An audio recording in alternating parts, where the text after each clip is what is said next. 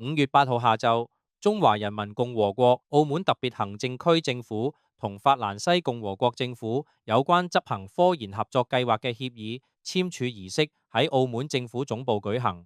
澳門經濟財政司司長戴建業與法國駐香港領事館總領事杜麗緹完成協議簽署，標誌住中法科技合作邁向新里程。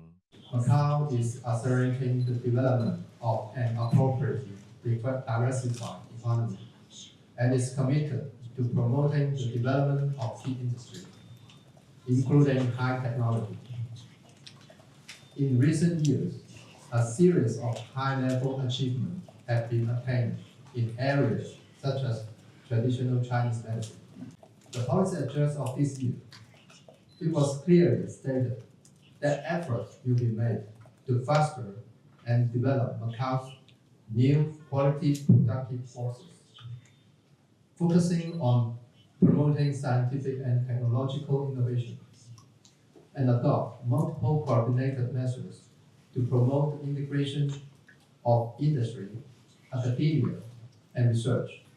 法國駐香港領事館總領事杜麗緹喺致辭中表示，相信呢一次協議簽署會使兩地喺科研方面取得新嘅發展。The signing of this agreement to establish a PHC Partenariat Vert-Curien joint research scheme between France and Macau represents a real symbol of our shared commitment to research, innovation, and academic exchanges. As you know, France has built a global network of bilateral scientific programs to promote excellence in bilateral scientific collaborations.